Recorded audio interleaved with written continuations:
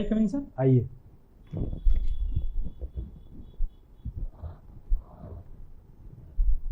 नमस्कार सर। नमस्ते मैम। बैठिए। Thank you sir. Uday Singh ji, जी सर। आपने हिस्ट्री, पब्लिक एडमिनिस्ट्रेशन और पॉलिटिकल साइंस में ग्रेजुएशन किया हुआ है जी सर। और उसके बाद आपने जीएनएम कोर्स किया। जी सर। इसका फुल फॉर्म क्या होता है जीएनएम का? Sir general nursing and midwifery. General nursing है। मिडवाइफरी। क्या कारण है कि जैसे जो ये नर्स से संबंधित काम होते हैं उसमें महिलाओं की प्रधानता ज़्यादा है, पुरुष कम दिखते हैं? जी सर, ये कल्चर जो आया था इसका, जो नर्सिंग का, ये फॉरेन कल्चर था। और इसमें सर जो इसका जो डेवलपमेंट हुआ था और जो इसकी उत्पत्ति हुई थी वो एक महिला के द्वारा हुई थी। और जो प्रारंभिक इसका समूह था जो एक महिला ही थी। भारत में भी जैसे लागू करा था और आज भी सर कुछ स्टेट ऐसे हैं और कुछ संस्थाएं ऐसी हैं जो केवल महिलाओं को ही नर्सिंग की ट्रेनिंग करवाती हैं और महिलाओं को ही जॉब देती है। इसलिए सर इसमें ऐसा लगता है कि फीमेल डोमिनेंट जॉब है। फीमेल डोमिनेंट जॉब है। जी सर। कहीं ऐसा तो नहीं कि महिलाओं की संवेदनशीलता या उनकी दयालुता ये सब कारण है इसकी वजह से? जी सर, ये भी एक कारण रहा है कि जिस तरह की महिलाओं में जो गुण पाए जाते हैं, जिनको समझा जाता है, उस तरह का व्यवहार इस जॉब के लिए आवश्यक है। लेकिन सर आधुनिक दौर में टेक्नोलॉजी और नॉलेज इसमें काफ़ी समाहित हो गया है और उस तरह का व्यवहार पुरुषों के द्वारा भी विकसित किया गया है स्किल्स और ट्रेनिंगों के माध्यम से। तो सर अभी ये जेंडर न्यूट्रलिटी की ओर बढ़ रहा है जॉब सर। अच्छा, जेंडर न्यूट्रलिटी। आपने कहा कि जैसे काफ़ी टेक्नोलॉजी आ गई है, तो क्या टेक्नोलॉजी आने से महिलाओं के गुण पुरुषों में आ जाते हैं और पुरुषों के गुण महिलाओं में आ जाते हैं क्या? जी सर, ऐसा नहीं है। स्किल्स के माध्यम से जो गुण एक नर्स के लिए आवश्यक होते हैं वो पुरुषों ने भी अपनाए हैं और पुरुष भी इस कार्य को प्रॉपर तरीके से कर रहा है। प्रॉपर तरीके से कर जी रहे सर। हैं। अच्छा, आपने इस समय किस पे ग्रेड पे आप काम कर रहे हैं? सर मेरा ग्रेड पे 4600 है। 4600 पे। जी सर। ये तो वैसे ही हमें लग रहा है कि इसके बाद 4800 पहुंच जाएंगे आप जी जल्दी। सर। तो 4800 तो ऑलरेडी आ जाता है, गस्टेड में आ जाता होगा। सर नर्सिंग में अभी गजेस्टेड का रूल है नहीं सर। हाँ, लेकिन फिर भी लेक्चरर ग्रेड 1 का, ये लेवल 1 का जी सर। होता है ग्रेड पे, है ना? आपसे किस बारे में बात करें हम?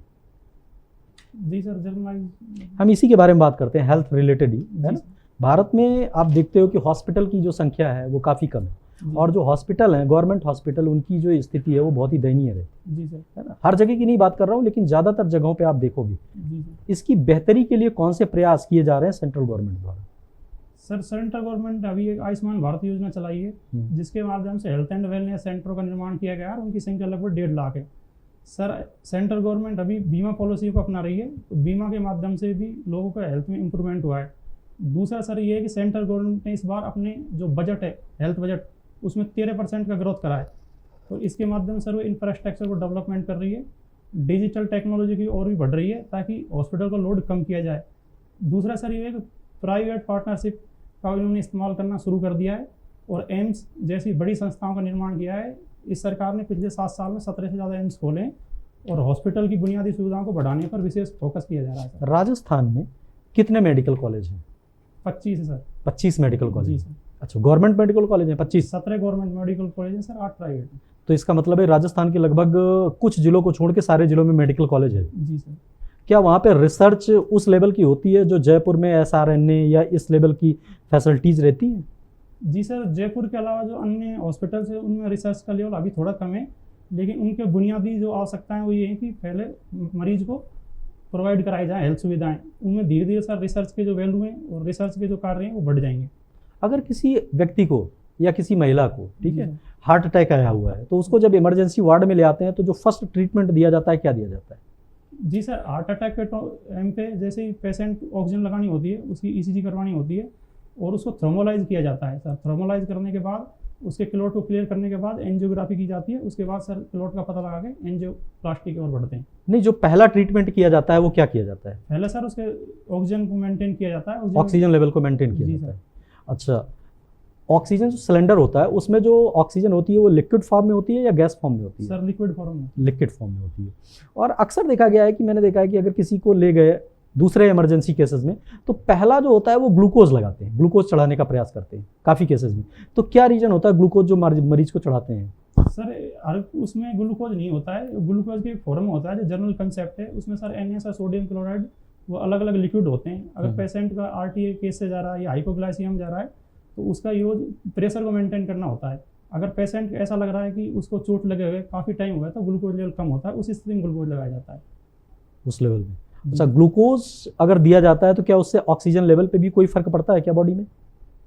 जी सर, इसका ऑक्सीजन से तो कनेक्शन सर सॉरी मुझे याद नहीं आ रहा है। ग्लूकोज में कंटेंट क्या होते हैं?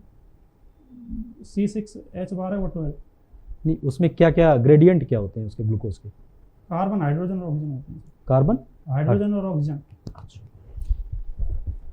जो फर्स्ट ऐड कहा जाता है, फर्स्ट ऐड बॉक्स आप देखते होंगे कि जैसे आप परिवहन निगम की बस में जा रहे हैं या नॉर्मली भी व्यक्ति फर्स्ट ऐड बॉक्स देखते होंगे कि लेके जाता है। जी सर। तो फर्स्ट ऐड बॉक्स के कंटेंट क्या क्या होने चाहिए? सर फर्स्ट एड में वो सभी प्रारंभिक चीज़ें होनी चाहिए जिससे व्यक्ति की जान उस स्थिति में तो बचाई जा सके, उसको हॉस्पिटलाइजेशन करने की स्थिति में आप उसको ऐड दे सकते हो। फिर भी आप उसके जैसे ग्रेडियंट मान लो- हमें बता सकते हैं कि जी क्या क्या सर। चीज़ें होनी चाहिए? जी सर, एक साफ कॉटन होनी चाहिए, बैंडेज होनी चाहिए सर, ताकि उसको मोबिलिटी को रोका जा सके। दूसरा ये कि बोरिक एसिड या एंटीसेप्टिक कोई भी एक क्रीम होनी चाहिए। सर एक पेन किलर टैबलेट होनी चाहिए जिसमें जनरलाइज PCM को रखा जा सकता है। सर इतनी चीज़ें तो आवश्यक होनी चाहिए। इतनी चीज़ें आवश्यक होनी चाहिए। अच्छा, एक चीज़ ये देखा गया है कि अक्सर जो गवर्नमेंट हॉस्पिटल होते हैं वहाँ पर जो स्टाफ होते हैं उनके अंदर वो कर्तव्य की भावना नहीं देखी जाती जो प्राइवेट हॉस्पिटल में सुविधाएं दी जाती हैं। तो इसका रीज़न ये तो नहीं है कि हाँ वहाँ पे जॉब सिक्योर होती है, सैलरी आनी है, और जो पेशेंट होते हैं उनके प्रति जो उनकी भावना होती है, जो बिहेवियर होता है, वो थोड़ा रूडली देखा गया है। क्या रीज़न देखते हैं इसके पीछे? सर मैं इस बात से सहमत नहीं हूँ कि ऐसा रूडली होता है। कि इसमें सर एक तो उसमें उनके जो काम की पोटेंशियल होती है वो उसको तीव्र गति से यूज़ करना होता है, और सर उसके पास पेशेंट रेशो बहुत ज़्यादा होता है, संसाधन उनके अपेक्षाकृत कम होते हैं।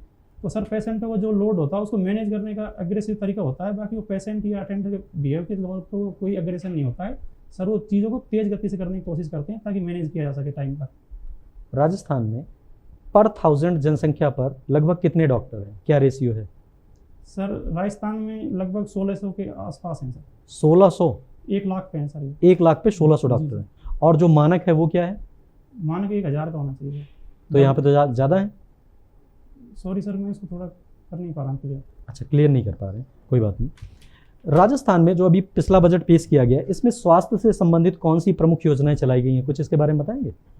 जी सर, मुख्यमंत्री चिरंजीवी योजना थी, मुख्यमंत्री दुर्घटना बीमा योजना थी। सर एक RGHS है, उसमें वो पहले से चल रही थी लेकिन उसमें बजट को थोड़ा इम्प्रूव किया है।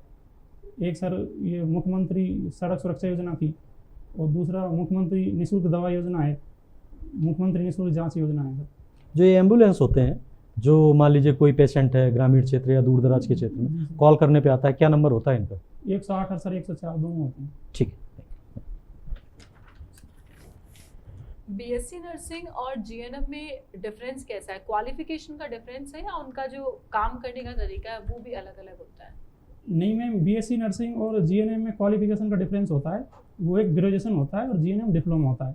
दूसरा है कि BSc के बिहार पर एक फर्स्ट डिग्री होती है जिससे आप नर्सिंग की एजुकेशन में जा सकते हो, परंतु GNM की एजुकेशन में नहीं जा सकते हो।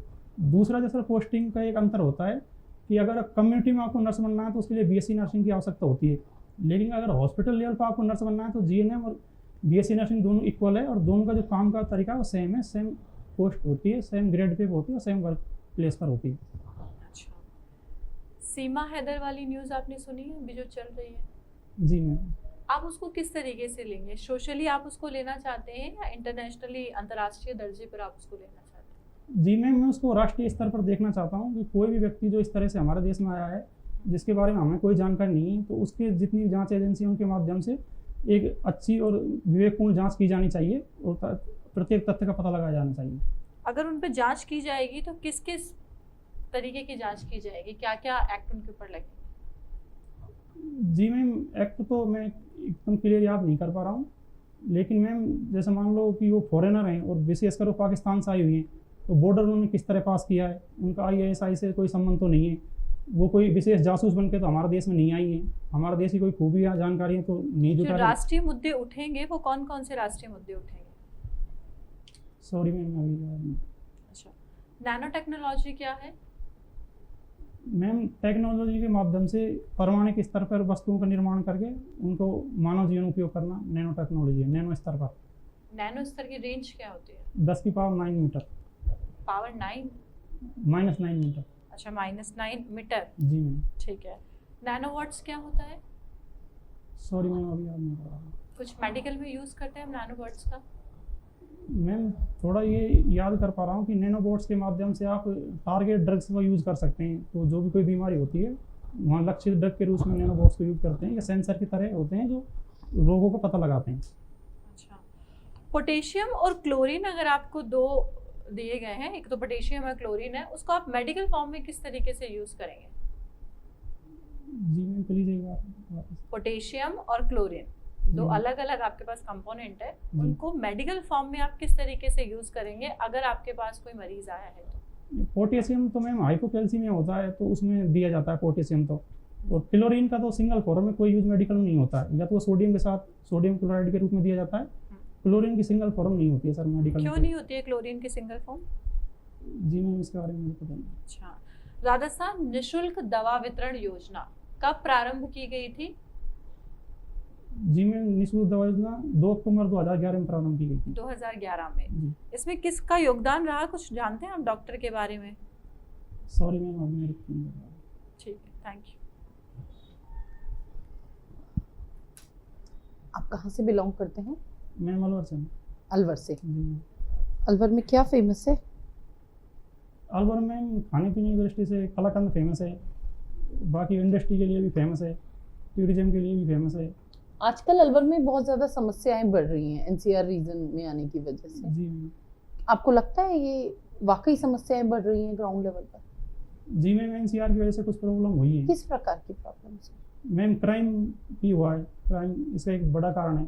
एनसीआर की वजह से मैम इंडस्ट्री डेवलप नहीं हो पा रही है। एनसीआर के कारण वहाँ का खनन का पूर्ण धोन नहीं हो पा रहा है, और मैम एनसीआर की वजह से वहाँ के जो साधन हैं उन पे भी थोड़ी दिक्कतें आ रही हैं। जैसे स्क्रैप पॉलिसी है, तो एनसीआर में आने के कारण वो स्क्रैप पॉलिसी वहाँ पर लागू होती बट है। इतना इंडस्ट्रियलाइजेशन हो रहा है, इतना रोजगार मिल रहा है लोगों को, तो वो पॉजिटिव साइड्स भी तो हैं। हम पॉजिटिव साइड्स क्यों नहीं देखते?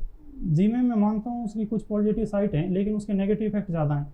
एनसीआर में आने की वजह से इंडस्ट्रियों पर नकारात्मक प्रभाव पड़े हैं, सकारात्मक इतना ज़्यादा प्रभाव पड़ा नहीं है। अलवर में कौन से पर्यटन स्थल हैं?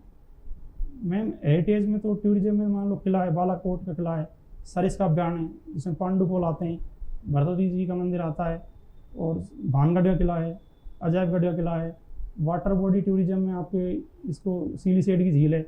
और मैडम जी इतनी सारी चीजें के होने के बावजूद भी अभी तक अगर हम देखें तो इंटरनेशनल लेवल पर, इनफैक्ट नेशनल लेवल पर भी बहुत ज़्यादा पॉपुलर नहीं है अलवर। ऐसा क्या करेंगे इस जॉब में आने के बाद कि अलवर को टूरिज्म लेवल पे पॉपुलैरिटी मिले, नेशनल और इंटरनेशनल लेवल पे? जी tourism? मैम इसके लिए मैं 3-4 स्टेप अपनाना चाहूँगा। एक ऐसा ऐप बनाना चाहिए जो उसकी पूरी फिजिकल जो कंडीशन है या फिजिकल लोकेशन है उसको ऐप के माध्यम से देखा जा सके, पढ़ा जा सके और सुना जा सके, मैपिंग के माध्यम से। दूसरा मैम अकोमोडेशन के लिए, क्योंकि अभी अलवर में जो सिचुएशन है उसमें कहीं पर भी इस तरह के होटल या इस तरह की रहने की व्यवस्था नहीं है जो उच्च स्तरीय लेवल पर होनी चाहिए।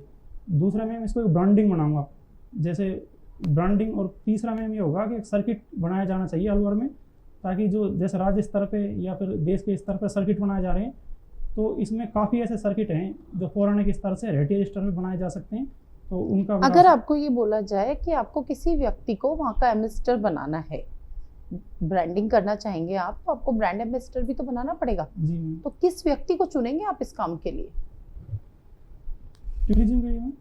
टूरिज्म के लिए, स्पेशली अलवर के टूरिज्म को प्रमोट करने के लिए किस व्यक्ति को बनाना चाहेंगे ब्रांड एम्बेसडर? जी मैं राजेंद्र जी को चुनूँगा। क्यों, कारण दीजिए। वो काफ़ी फेमस है, पहले से इस क्षेत्र में उन्होंने काम किया है वाटर कंजर्वेशन के लिए, तो फेमस पर्सनालिटी है काफ़ी, तो उनको चुनना ज़्यादा उचित रहेगा। चलिए, आपने सॉफ्ट स्किल्स की बात की थी कि ट्रेनिंग दी जा रही है और सॉफ्ट स्किल्स भी डेवलप हो रही हैं, बहुत सारी नए गुण भी अपना रहे हैं पुरुष। जी अगर आपको एक सॉफ्ट स्किल डेवलपर की तरह किसी जगह पर भेजा जाए ट्रेनिंग देने के लिए, जी जहाँ एक बहुत बड़ा समूह है नर्सिस का, जी नर्सिंग स्टाफ का, जी इनफैक्ट मेल नर्सिंग स्टाफ का, जी आप सबसे पहले उनमें कौन सा सॉफ्ट स्किल डेवलप करना चाहेंगे? मैं सबसे पहले कम्युनिकेशन का स्किल डेवलप करना चाहूँगा। अटेंडर हो या पेशेंट हो, उनके साथ आप सॉफ्ट वे से बात करेंगे, उनकी समस्या को सुनने की प्रयास करेंगे, प्रयत्न करेंगे, तो मैं कम्युनिकेशन का सबसे पहले करना चाहूँगा। उसके बाद में जो प्रबंधन है या हार्ड वर्कर है, ये सभी क्वालिटी इसमें बहुत आवश्यक होती है। एक और सर मैम समायोजन का जो गुण होता है वो इस पेशे के लिए बहुत इंपॉर्टेंट होता है। एक होता है सहानुभूति और सिंपैथी। इनके गुण डेवलप होने चाहिए ताकि ये पेशे को ईमानदारी से निभा सकें। एक लास्ट क्वेश्चन आपसे, आप अभी महिलाएं भी नर्स होती हैं, उनके साथ भी काम कर रहे होंगे, जी, आपको क्या लगता है कि बहुत सारी पॉजिटिव साइड्स हम देखते हैं महिलाओं की जी, इस जॉब में, लेकिन क्या आपको लगता है कि ये एक ऐसी नेगेटिव साइड है जो नहीं होनी चाहिए, जिसकी वजह से इस इस जॉब प्रोफाइल को प्रॉब्लम क्रिएट होती है? जी मैम, मुझे ऐसा कोई नहीं लगता है कि कोई प्रॉब्लम क्रिएट होती है, पर थोड़ा से पॉइंट है। जैसे इसमें फीमेल डोमिनेंट होता है, तो फीमेल डोमिनेंट होता है जब मैटरनिटी लीव लेनी होती है तो उस वक्त थोड़ी ऑफिस में दिक्कत आती है, या CCL लेनी होती है उस वक्त थोड़ी तो आपको दिक्कत लगता आती है कि मैटरनिटी लीव को कम कर देना चाहिए? नहीं मैम, कम नहीं करना चाहिए, इसके बहुत सारे सॉल्यूशंस हैं और उनके माध्यम से ऐसे कोई प्रॉब्लम कभी आई नहीं है कि हैम्पर हो रहा हो कभी वार्ड में या कि हॉस्पिटल हैम्पर हुआ, मैनेज हो जाती हैं, लेकिन अगर थोड़ा इस पर विचार किया जाए तो इससे थोड़ा हो सकता है। चल, थैंक यू। डॉक्टर्स डे किस डेट को मनाया जाता है, कुछ बता सकते? 7 अप्रैल को। 7 अप्रैल को मनाया जाता है। हमारे यहाँ किसके ये उपलक्ष्य में मनाया जाता है? सर वो मैं रिकॉल नहीं कर पा रहा हूँ, सॉरी सर, रिकॉल नहीं कर पा रहा हूँ। कोई बात नहीं। एक चीज़ ये देखा गया है, कई बार मैंने देखा कि ऑपरेशन में जैसे कभी क्या हुआ, किसी की पेट में स्निचर कैंची वगैरह छूट गई या कोई चीज़ छूट गया, बाद में परेशानी हुई, या ये दिखाया जाता है, ये दिखता है कि यहाँ जो मेडिकल से रिलेटेड होते हैं प्रोफेशन में, उनके अंदर संवेदनशीलता कम होती है क्या? जी सर, ऐसा नहीं है, ये बहुत कम केसों में ऐसा होता है, काफ़ी एक्टिव होता है, बहुत सारे ऑपरेशन उस वक्त किए जाते हैं। उसके स्टेप सर अलग अलग होते हैं, ऑपरेशन करने के स्टेप, सूचरिंग के स्टेप, पैकिंग और मैनेजिंग के स्टेप, तो उसमें कहीं कहीं गैप हो जाता है, उसकी वजह से कभी कभी ये चांस होते हैं जो सर नहीं होने चाहिए। अच्छा, एक सामान्य व्यक्ति अगर कोई दुर्घटना देखता है तो उसका रिएक्शन क्या होगा? एक मेडिकल स्टाफ जैसे आप हो या कोई डॉक्टर है, वो देखता है, तो दोनों के व्यूज़ में या दोनों के विज़न में क्या डिफरेंस होता है? जी सर, सामान्य व्यक्ति तो सर थोड़ा घबराएगा, उसको थोड़ी दिक्कतें होंगी, उसको सर आइडियाज पता नहीं होगा कि आगे क्या करना चाहिए, और दूसरा सर हॉस्पिटलाइजेशन करने में भी उसको प्रॉब्लम हो सकती है, उसको मैनेज करने में प्रॉब्लम हो सकती है। लेकिन अगर मेडिकल फील्ड का व्यक्ति अगर होगा तो सबसे पहले उस पेशेंट के वाइटल चेक करेगा और एम्बुलेंस को तुरंत कॉल करेगा, नज़दीकी जो भी हॉस्पिटल में इंफॉर्मेशन करेगा, जितने फर्स्ट एड के लेवल पर उसके पास जो होता है वो सब कुछ करना चाहिए, ताकि वो एस्पिरेट नहीं कर पाए पेशेंट। उसको माउथ टू माउथ अगर ऑक्सीजन देनी पड़ती है तो देना चाहिए। अगर पेशेंट इस कंडीशन में है तो उसको CPR भी करना चाहिए, जो आसानी से किया जा सकता है। एक घटना मैं आपको बता रहा हूँ, मेरा परिचित एक व्यक्ति है, वो उसने GNM किया हुआ था और वो गया था केरला समथिंग गया था, वहाँ पे गवर्नमेंट जॉब निकली हुई थी GNM से रिलेटेड। तो इंटरव्यू में उससे कहे कि भाई आप तो यहाँ के हो, जो हमारा उत्तर क्षेत्रीय भारत है यहीं का था, तो कहा कि आप लोगों को तो बिना काम किए पैसे लेने की आदत बन गई है। गवर्नमेंट जॉब का मतलब हुआ बिना काम किए पैसे लेने की आदत बन गई है। ये एक रियल घटना है। क्या ये कहीं ना कहीं उत्तर और दक्षिण भारत की जो वर्क इफिशियंसी है या कार्य करने का जो विजन है उसमें अंतर को बताता है क्या? जी सर, इसमें इसको मैं नहीं मानता, इससे मैं सहमत नहीं, पर इसमें थोड़ा सा एक पॉइंट ये है, जो केरल में सर जो नर्सिंग फील्ड है ना, वो भारत में सबसे ज़्यादा डेवलप है, और केरल की जो नर्सेज है सबसे ज़्यादा फॉरेन में काम कर रही हैं, उनका वर्क स्टाइल थोड़ा फॉरेनर स्टाइल का है। लेकिन दूसरा सर रिकॉर्ड और तथ्य भारत में ऐसा नहीं कह सकते हैं, क्योंकि जो उत्तर भारत की जनसंख्या डेंसिटी है वो सबसे ज़्यादा है। यहाँ हॉस्पिटलों में जो हॉस्पिटलाइजेशन का प्रोसेस है वो भी सबसे तेज़ गति से। दूसरा सर, तो इन्हीं कंडीशनों में उत्तर भारत का नर्सेज भी एक अच्छी सेवाएं देता है और उसके आउटपुट बहुत शानदार हैं। और सर यहाँ का जो पोषण लेवल है वो साउथ से कम है, इसका मतलब है इसको ज़्यादा क्वालिटी केयर देनी पड़ रही है, तब वो जाके रिजल्ट आ रहे हैं। तो सर मैं इस बात से सहमत नहीं हूँ कि क्षेत्र के आधार पर इसकी क्वालिटी में कोई किसी तरह की गिरावट आती है। अब आपने बात की केरल की, तो केरल के बारे में बात कर लेते हैं। केरल में आपको private hospital rarest of rare मिलेंगे, जो भी हेल्थ फैसिलिटी है वो पूरी गवर्नमेंट द्वारा प्रोवाइड कराई जाती है, जबकि पॉपुलेशन डेंसिटी वहाँ पे सबसे ज़्यादा है, केरल में लगभग सबसे ज़्यादा है, एक आध स्टेट को छोड़ दिया जाए। उस तरह का इंफ्रास्ट्रक्चर हेल्थ के क्षेत्र में दूसरी स्टेट गवर्नमेंट्स या दूसरे स्टेट्स में क्यों नहीं डेवलप हो पा रहा है? सर उसके 3-4 कारण हैं। एक तो जो वर्क फोर्स है जो मेडिकल फील्ड की, वो केरल की सबसे ज़्यादा है, जैसे कि मैंने बताया सर नर्सेज में भी। दूसरा सर है वहाँ का हेल्थ बजट है वो 6% से भी ज़्यादा है, जो शायद इंडिया में सबसे ज़्यादा है। सेंट्रल गवर्नमेंट का भी अपनी GDP का इतना बजट पास नहीं कर पा रही है, अभी राजस्थान जैसे स्टेट उस लेवल पर आ रहे हैं। तो सर वहाँ का इंफ्रास्ट्रक्चर काफ़ी डेवलप है। दूसरा सर जो कि स्किल्स हैं, वो स्किल्स क्वालिटियाँ फीमेल को इस पेशे के प्रति डोमिनेट करती हैं। दूसरा वहाँ पर जो नर्सेज है उसकी रेस्पेक्ट और डिग्निटी बहुत ज़्यादा है, तो सर वो पूर्ण समर्पण के साथ काम करती है। तीसरा सर वहाँ का जो बीमारी का दर है वो दर काफ़ी कम है, तो जो क्वालिटी केयर होती है वो अच्छी से हो पाती है। क्या इसका कोई एजुकेशन से भी रिलेशन रहता है क्या? एजुकेशन सर, क्वालिटी केयर है वो एजुकेशन से रिलेटेड होती है। अच्छा, आपकी योगा हॉबी है, जी सर। तो योगा और मेडिकल में कोई संबंध, अंतर संबंध पाया जाता है या नहीं पाया जाता है? जी सर, पाया जाता है। क्या पाया जाता है? सर दोनों ही पद्धतियाँ व्यक्ति को स्वस्थ होने के लिए प्रेरित करती हैं और उसकी लाइफ स्टाइल को चेंज करती हैं। अंतर क्या है दोनों में, योगा में और मेडिकल अंतर फैसिलिटी? सर मुख्यतः 2-3 अंतर हैं। एक तो ये कि जो मेडिकल हेल्थ है ये आपको बीमार होने के बाद क्यूरेटिव स्टेज में ले जाने की कोशिश करता है, योगा आपको बीमार होने से ही रोकता है। अच्छा, दूसरा उसमें मेडिसिन और सर्जिकल प्रोसीजर किए जाते हैं, इसमें आपको बिना ड्रग्स के और मेडिकल सर्जरी प्रोसीजर के आपको क्यूरेटिव किया जा सकता है। दूसरा सर उसके लिए ज़्यादा बजट की आवश्यकता होती है और बड़े इंफ्रास्ट्रक्चर की आवश्यकता होती है, जबकि योगा में आप प्रकृति के संपर्क में रह के अपने व्यक्तिगत रूप से भी स्वास्थ्य लाभ को प्राप्त कर सकते हो। मेडिकल टूरिज्म नाम सुना है आपने? जी सर। क्या होता है मेडिकल टूरिज्म? मेडिकल को सर एक टूरिज्म के रूप में डेवलप किया जाए ताकि इसे रेवेन्यू जनरेट हो और इसकी ब्रांडिंग पूरी दुनिया में हो। क्या भारत एक मेडिकल टूरिज्म के फेवरेट प्लेस के रूप में उभर रहा है क्या? जी सर, अभी मेडिकल टूरिज्म के फेवरेट प्लेस के रूप में उभर रहा है। पिछले 10 साल में से 6100 करोड़ से ज़्यादा का मेडिकल टूरिज्म निर्यात करा है दुनिया को। और सर इसी हिसाब से इसने अपनी हेल्थ पॉलिसी जो MBBS करने की पॉलिसी उनको चेंज किया है ताकि आने वाले टाइम में मेडिकल टूरिज्म को और प्रमोट किया जा सके। ठीक, थैंक यू।